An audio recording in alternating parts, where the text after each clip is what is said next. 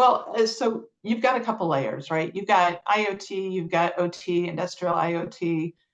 You have appliances that are meant to be defensive in nature, on the perimeter and in other fashions. And so I really recommend, for CISOs, for anybody else, and this is not it, everything everybody should know is you really need to know your asset inventory. But what we're not doing usually as part of that is effective threat modeling and looking at the defense perimeter. Now, a lot of places are, especially when you're looking at critical infrastructure where there's layered defenses using the Purdue model, different kinds of areas to do that. But your general enterprise, so let's just say you've got the manufacturing plant for potato chips manufacturer right there down the street from you. What are they doing in? Do they have a flat network? Are they, and they've got a corporate location on the second floor of that plant, right? And so they are doing financials, and it could be all on this one segment. And from an IoT device, I mean, there's, cases where things have been, what was it? You've seen fish tanks affected. You've seen other, there's all of these, let's just say, harmless IoT devices that have been ways to do lateral movement into networks.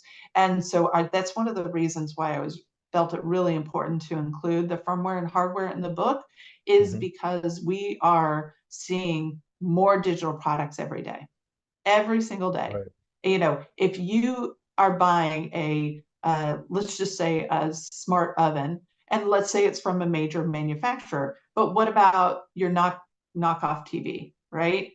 How is it? We've seen there's TVs right now, which are IoT devices being used for mining attempts, for DDoS. They've been jump points for different kinds of things. So the IoT industry, and just in general, if it's coming from a larger manufacturer that has product security and has controls and requirements in place, but in general, you can't assume that those IoT devices that you're buying at a big box store have those protections. Right. And that's one of the reasons why the FCC in the US is looking to do this trademark that they've just released the information on. And that's why in Singapore that they've started with their cyber labeling program several years ago.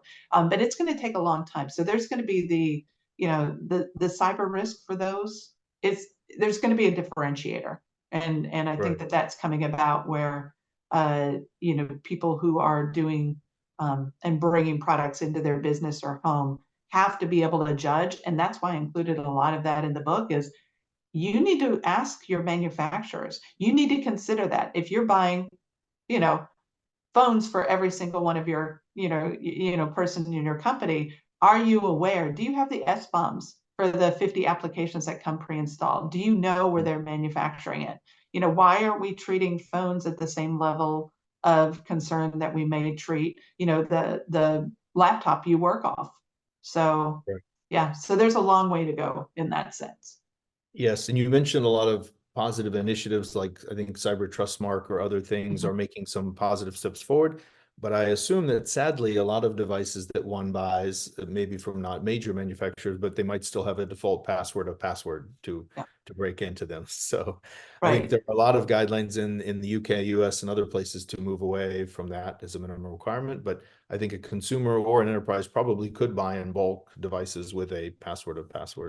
Right. Yeah, that resetting password on first use, because I mean, obviously, even in my home, router, if I forgot the password, I need to be able to reset it locally. But it should be forced to change at the moment. I mean, because it's before it's available from an internet connected facility.